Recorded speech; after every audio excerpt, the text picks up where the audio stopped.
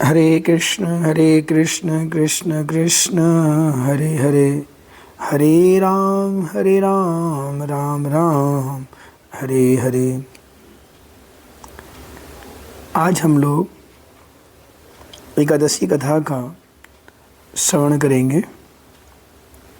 आज की एकादशी का नाम भाद्रपदी शुक्ल पक्ष पार्श्व एकादशी या परिवर्तनी एकादशी या इसे वामन एकादशी भी कहते हैं। इस एकादशी का क्या महत्व है, क्यों करना चाहिए, इससे करने से क्या फ़ायदा होगा, उसकी आज हम इस क्लास में चर्चा करेंगे। विधवा या भवन्नारी भुंजीते एकादशी दिने तस्यासु सुकृत तम नस्येदु भ्रूण हत्या दिने दिने। अर्थात कत्यायन ऋषि जी कहते हैं, यदि विधवा स्त्री एकादशी के दिन एकादशी व्रत ना करती हुई रोटी या चावल या अन्न खाती है, उसका सभी पुण्य नष्ट हो जाता है तथा भ्रूण हत्या अर्थात गर्भनिष्ठ प्राणी हत्या के पाप में उसे लिप्त होना पड़ता है, जो उसे नहीं किया है। हमारे पुराणों और शास्त्रों का विधान है, ये नियम है कि कम से कम 8 वर्ष और अधिक से अधिक 80 वर्ष के उम्र के सभी मनुष्यों को इस एकादशी व्रत का पालन करना पड़ता है। मतलब कोई भी एकादशी आए साल की वैसे 24 एकादशी होती है, लेकिन जब पुरुषोत्तम मास यानी मलमास का महीना आता है तो उस साल 26 एकादशी होती है। तो हर महीने की 2 एकादशी आती हैं, एक कृष्ण पक्ष दूसरी शुक्ल पक्ष। हमें दोनों एकादशी का व्रत करना चाहिए। तो ये शास्त्रों का विधान है कि हर मनुष्य को व्रत करना चाहिए, चाहे वो स्त्री हो, पुरुष हो, कुंवारी कन्या हो, विवाहिता हो, विधवा स्त्री हो, किसी भी जाति का हो, हिंदू धर्म में ब्राह्मण हो, क्षत्रिय हो, वैश्य हो, शूद्र हो, मनुष्य मात्र के लिए ये व्रत शास्त्रों का करने का निर्देश है। किंतु यदि कोई ऐसा बालक जिसकी आयु 5 वर्ष से कम हो, 4 वर्ष हो या 3 वर्ष हो, या कोई ऐसा वृद्ध व्यक्ति जिसकी 80 वर्ष से ऊपर की आयु हो, 90 वर्ष हो, 95 वर्ष हो, 100 वर्ष हो, ऐसा व्यक्ति एकादशी व्रत नहीं करता तो उसके ना करने पर उसे कोई पाप नहीं लगता। और यदि ये लोग यानी 5 साल 8 साल से कम का कोई बच्चा, 4 साल 5 साल का कोई बच्चा एकादशी व्रत करना चाहे, और यदि कोई बुजुर्ग यानी वृद्धा 80 वर्ष के पश्चात भी व्रत करना चाहे तो उन्हें महापुण्य मिलता है, क्योंकि ये बच्चे और वृद्ध शरीर से कमज़ोर होने और लाचार होने पर भी फिर भी श्रद्धा के कारण इस व्रत को करते हैं, तो उन्हें अधिक पुण्य मिलता है। अनेक जन्मों के बाद आज उन्हें ज्ञात हुआ कि हमें भगवान की आज्ञा का पालन जरूर करना चाहिए। भगवान को प्रसन्न करने के लिए प्रत्येक कर्म बड़े आदर के साथ करना चाहिए। भगवान के पिता महाराज नंद, महाराज दशरथ, भगवान की प्रियात्मा वृंदावनेश्वरी श्री राधा रानी, लक्ष्मी जी, शिव जी, भोलेनाथ जी, ब्रह्मा जी, ये सभी लोग भगवान श्री कृष्ण के जो आचरण हैं, जो शास्त्र के अनुसार व्रत का पालन करते हैं। तो इसमें मनुष्य मात्र के लिए क्या, जब ये सब लोग व्रत कर सकते हैं तो हमें अवश्य करना चाहिए, ताकि हमें भगवान श्री कृष्ण का प्रेम और भक्ति प्राप्त हो सके।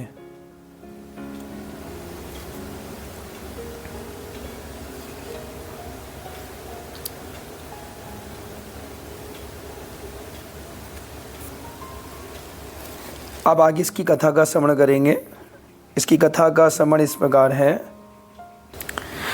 ब्रह्म वैवर्त पुराण में इस एकादशी की महिमा का वर्णन इस प्रकार हुआ है। युधिष्ठिर जी महाराज ने भगवान श्री कृष्ण से पूछा, हे भगवान, भादो महीने की शुक्ल पक्ष एकादशी का क्या नाम है? इस व्रत को करने का क्या विधान है?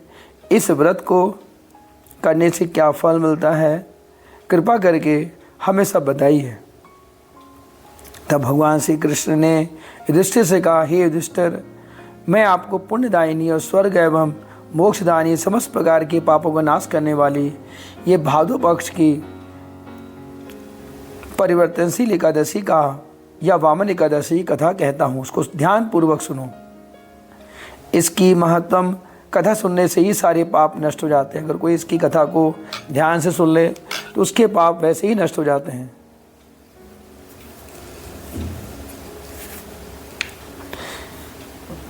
इस व्रत को करने से कोई अगर वाजपेयी यज्ञ भी कर दे तो वो भी कुछ कम नहीं है, उससे भी ज़्यादा हमें इसका पुण्य मिलता है।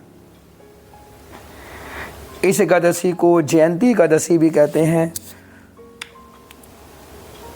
जो इस तिथि से में श्रद्धा के साथ भगवान वामन देव की पूजा करता है, मतलब आज इस एकादशी को वामन भगवान की जो पूजा करता है वो तीनों लोकों में पूजनीय बन जाता है। आज के दिन कोई व्यक्ति भगवान के पूजा कमल के फूलों से करता है, वो निश्चित ही भगवान के चरणों में भक्ति की प्राप्ति करता है, प्रेम प्राप्त करता है। इस एकादशी की एक विशेष बात यह है कि भगवान जब 4 महीने के लिए शयन पर जाते हैं तो भगवान श्री हरि आज के दिन पार्श्व परिवर्तन मतलब करवट बदलते हैं। इसलिए इस एकादशी का नाम पार्श्व परिवर्तनी एकादशी है। मतलब इसको परिवर्तनी एकादशी इसलिए कहते हैं कि भगवान अपनी करवट को बदलते हैं। जैसे हम लोग सोते हैं तो क्या करते हैं, भाई सोते से तो बहुत देर हो जाती है तो हम लोग करवट ले लेते हैं। भाई आप इधर हाथ करके सो रहे थे, अब दूसरे हाथ की तरफ सो जाएंगे। तो भगवान आज के दिन करवट बदलते हैं क्योंकि हम सब जानते हैं कि 4 महीने हमारी चातुर्मास होता है। हमारा चातुर्मास शुरू होता है जब भगवान का शयन एकादशी आती है। शयन एकादशी आज से 2 महीने पहले थी। अब से 2 महीने बाद भगवान देव उठावन एकादशी कहते हैं, जिसे उत्थान एकादशी भी कहते हैं। तो भगवान का उस समय जो सोए हैं भगवान उस संसार में के सामने आएंगे। मैं एक बार लेकिन बताना चाहता हूँ, ये ठीक है कि शास्त्रों के विधान के अनुसार भगवान की लीला है कि 4 महीने जो भगवान कहते हैं भगवान शयन पर हैं, चातुर्मास का समय है, वो ठीक है। लेकिन भगवान का ध्यान हर चीज़ में रहता है, सब चीज़ उनके द्वारा चल रही होती है। कोई चीज़ ऐसा नहीं कि रुक जाती है। सृष्टि का सारा कार्य होता है, कोई कार्य रुकता नहीं है। वैसे इन दोनों कहा जाता है कि भगवान भोलेनाथ को इस समय जिम्मेदारी दी जाती है। वैसे ये भी नहीं कह सकते हैं, भगवान श्री कृष्ण के कई रूप हैं। एक रूप से वो क्या करते हैं, शयन भी करते हैं, तो एक रूप से पूरा सृष्टि भी चालन करते हैं। ये नहीं कह सकते कि भगवान शयन ही पे चले गए। फिर भी शास्त्रों के उचित के अनुसार जो मर्यादा है, जो तरीका है, उसके हिसाब से इन दोनों भगवान के 4 महीने का शयन होता है। तो आज के दिन भगवान करवट बदलते हैं, इसलिए इसे परिवर्तनी एकादशी इसीलिए कहा जाता है। युधिष्ठिर महाराज ने कहा, हे जनार्दन, आपकी सारी बातें सुनकर मेरा हृदय में कुछ शंका हो रही है। हे देवेश, आप कैसे शयन करते हैं? आप तो और चतुर्मास व्रत करने का क्या विधान है? आपने राजा बलि को क्यों बांधा था? हे भगवान, ये सारी बातें कृपा करके विस्तार से बताइए। भगवान कृष्ण बोले, त्रेता युग में बलि नाम का एक दैत्य था जो मेरा भक्त था। वो नित्य मेरी पूजा करता था, अनेकों स्तुति करता था, मुझे स्तुति करके सुनाया करता था, अनेक विधियों से मेरी पूजा करता था।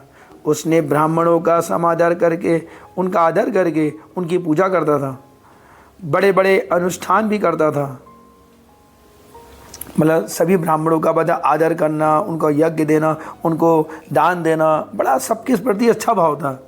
किंतु इंद्र से द्वेष करने की वजह से उसने संपूर्ण द्वेष उसने इंद्र से द्वेष करके उसने संपूर्ण स्वर्ग को और सभी लोगों को विजय करके अपने अधीन कर लिया। तब इंद्र आदि सभी देवताओं ने और सभी ऋषियों के साथ जा कर के भगवान कहते हैं मेरे पास आए और मुझसे प्रार्थना की। इंद्र ने कहा, प्रभु हमारी रक्षा कीजिए, बलि ने हमारा सब कुछ ले लिया है, हम आपके शरणागत हैं।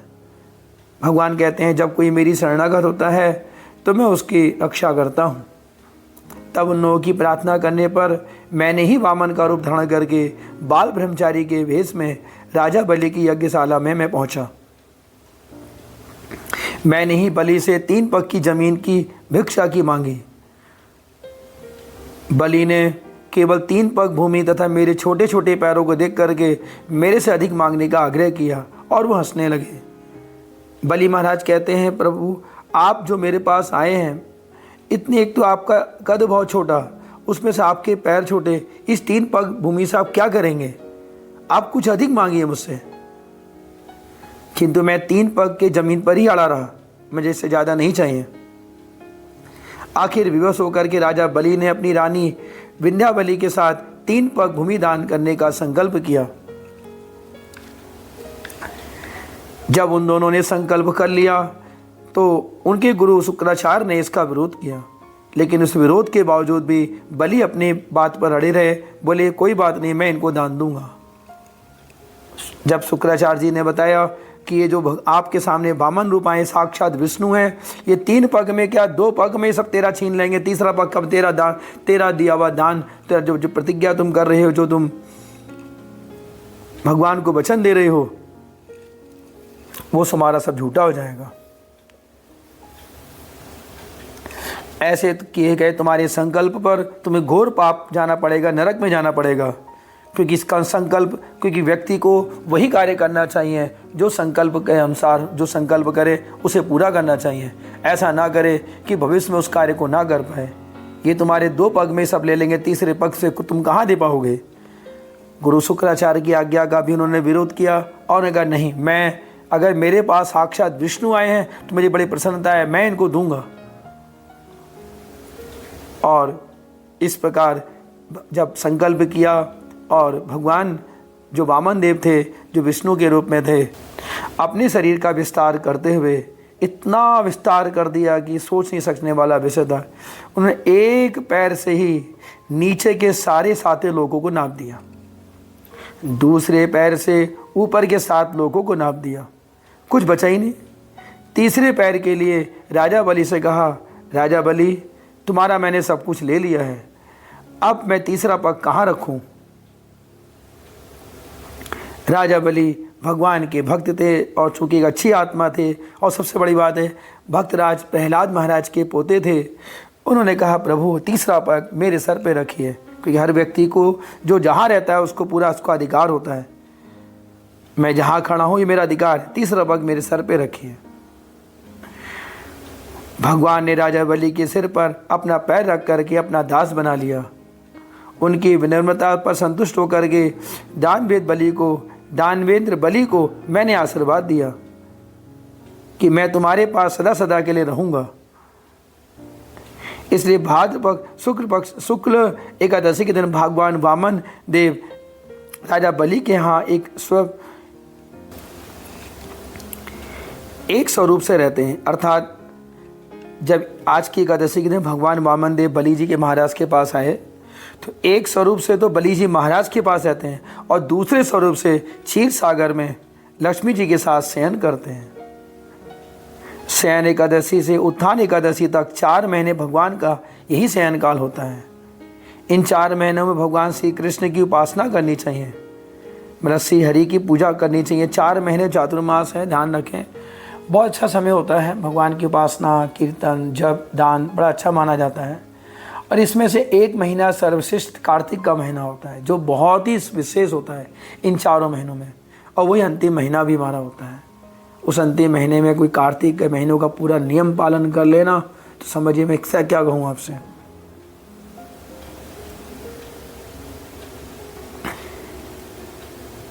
सभी एकादशियों को हमें बड़ी श्रद्धा से और विधि से पालन करना चाहिए। मैं ये नहीं कह रहा हूँ कि यही एकादशी करें, जितनी भी एकादशियाँ हैं सभी एकादशी को श्रद्धा और विधि से पालन करना चाहिए। इस एकादशी में भगवान अपनी करवट बदलते हैं, इसीलिए इसको परिवर्तनीय एकादशी कहा जाता है। मैं आपसे पहले ही कह चुका हूँ। इस एकादशी के पालन करने से सहस्त्र अश्वमेध यज्ञ का फल मिलता है और भगवान की कृपा मिलती है, भगवान से भक्ति मिलती है, और हमारे जीवन में जो पाप अनजाने अनजाने में हो गए वो सारे पाप नष्ट होते हैं। इस तरह एकादशी की कथा है जो आज भगवान वामन जी को समर्पित है। इसे वामन एकादशी भी कहते हैं। आज के दिन भगवान वामन जी का आविर्भाव तिथि भी है। जैसे हम लोग तिथियां मनाते हैं ना, भगवान श्री कृष्ण का जन्म हुआ, राम जी का जन्म हुआ, ऐसी वामन भगवान का आज ही के दिन जन्म भी हुआ था। इसीलिए ये बड़ी अच्छी एकादशी, बड़ी अच्छी तिथि का दिन है कि आज के दिन हम लोग भगवान, हमें क्या करना चाहिए, एकादशी व्रत का पालन करना चाहिए। मैं आपको उसका तरीका बताता हूँ कि हमें क्या करना चाहिए। एक तो एकादशी व्रत का पालन करना है हमें। मैं आपसे बार बार कह चुका हूँ, एकादशी व्रत पालन बहुत ज़रूरी है, बहुत ज़रूरी है, बहुत ज़रूरी है। इसकी मैं कई बार कथा आपको दे चुका हूँ यूट्यूब क्लास के द्वारा। फिर भी जो लोगों ने अभी तक नहीं सुना है वो लोग एकादशी महात्म करके जाएँ। उसके 4 पार्ट हैं, चारों पार्टों को एकादशी का जरूर सुने, ताकि आपको एहसास हो कि एकादशी व्रत हमारे जीवन के लिए ज़रूरी क्यों है। बार बार तो मैं नहीं कह सकता, थोड़ा सा मैं 2 लाइन बता देता हूँ। एकादशी के दिन जो लोग व्रत नहीं करते हैं उन्हें पाप लगता है। आप कहोगे हाँ भाई, हम कहेगा पाप लगता है। जो पाप आपने किया ही नहीं है उस पाप को भोगना पड़ता है। जैसे कोई गलती से किसी को जेल में डाल दी जाए, उसने कोई गुनाह किया ही नहीं था, ज़िंदगी भर सोचता है यार मैंने तो गुनाह किया नहीं था, मैं तो कोई पाप किया नहीं था, बताओ मैं सज़ा क्यों काट रहा हूँ। लेकिन होता है, कभी कभी व्यक्ति जेल चला जाता है।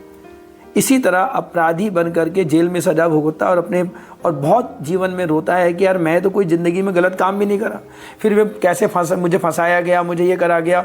क्योंकि अगर वास्तव में ठीक रहा होगा तो सोचता रहेगा यार मेरे तो एकदम गलत हुआ। इसी तरह आप अपने जीवन में जो पाप आपने किए नहीं हैं वो पाप भी आपको लग जाते हैं यदि आप एकादशी व्रत को नहीं करते हैं। आप कहोगे ऐसा क्यों? ऐसा इसीलिए कि एकादशी के दिन जो अन्न है उसके दिन, उस अन्न में, केवल एकादशी के दिन पाप पुरुष उस अन्न में निवास करता है। ये भगवान ने वरदान दिया हुआ है, ऐसा मत समझिए कि मेरे शब्द हैं। क्योंकि जब सभी लोग एकादशी करके भगवान के धाम वैकुंठ को जाने लगे तो सबको एक जो पाप पुरुष था उसको चिंता का विषय हुआ कि भाई पाप तो खत्म हो जाएगा, इस सृष्टि में पाप तो बचेगा ही नहीं। तो भगवान ने कहा कोई बात नहीं, मैं तुम्हें वरदान देता हूँ, एकादशी के दिन तुम जो है अन्न में वास करोगे और जो व्यक्ति अन्न खाएगा तो वो वैकुंठ मेरे धाम तो आ नहीं पाएगा, वो क्या नाम है, मेरे धाम से आने रह गया और उसको पाप लग जाएगा। यानी अन्न जो खाते हैं उसमें पाप निवास करता है। तो मैं तो कहता हूँ अगर कोई व्यक्ति एकादशी व्रत मतलब जो है नहीं कर पा रहा है, उसको अच्छे से फॉलो नहीं कर पा रहा है, तो कम से कम अन्न तो नहीं खाए आज के दिन, अन्न नहीं खाना चाहिए। और अन्न नहीं खाएगा तो कम से कम उसको ये हुआ, कोई उसे पुण्य नहीं मिला तो पाप भी नहीं लगा, ना उसे पाप लगा ना पुण्य मिला। और अगर उसने आज के दिन अन्न नहीं खाया और कुछ अगर उसने थोड़ा सा भजन भी कर लिया तो प्लस पॉइंट पे चला गया। हाँ, तो याद रखें आज के दिन अन्न नहीं खाते। ये अन्न क्या, किसी भी एकादशी को नहीं खाते। अन्न खाना सबसे बड़ा पाप है, ये हमारे और हमें यही पाप में बनाता है। तो हमें बचना चाहिए, एकादशी व्रत जरूर करना चाहिए। दूसरी बात आती है कि एकादशी के दिन हमें क्या करना चाहिए। हमें एकादशी के दिन जो सात्विक चीज़ें हैं, सात्विक जीवन को गुजारना चाहिए। कोशिश करनी चाहिए कि हमें कुछ नहीं खाएं। फिर भी आप नहीं रह सकते तो जल पी लीजिए। मैंने कितनी बार कहा, जल से भी काम नहीं चलता है तो फलाहार कर लीजिए। फलाहार से काम नहीं चलता है तो एक समय आलू की सब्जी है, खीर है, ड्राई फ्रूट की, हाँ, और कूटू सिंगाड़े की पकौड़ी या पराठा या पूड़ी बना सकते हैं। इससे तो काम चल जाना चाहिए, मैं उम्मीद करता हूँ।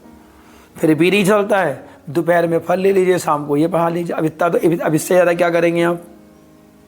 लेकिन कोशिश कीजिए कि नमक ना खाना पड़े। फिर भी ये इस तरह का आप उसको एकादशी में पालन करिए। एकादशी के साबूदाना नहीं खाते। साबूदाना एक नेचुरल चीज़ें नहीं है, ये किसी पेड़ की जड़ से, मशीनों से बनाया जाता है, इसलिए तो उसको आम जीवन में नहीं खाना चाहिए।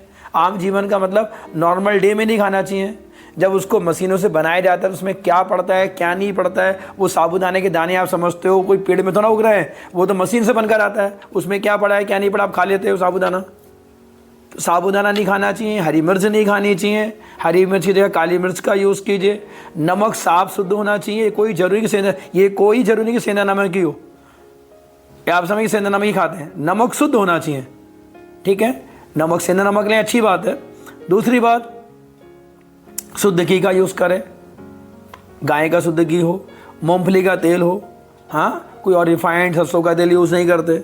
तो इस तरह नियमों को पालन कीजिए। दूध भी कोशिश कीजिए कि साफ अच्छा सा दूध हो। जो भी कुछ खाएं अच्छे से खाएं, कोशिश करें कि कम से कम खाना पड़े, फिर भी खाना पड़े तो मैंने जो बता दिया इनको खाइए, फालतू चीज़ें मत खाइए।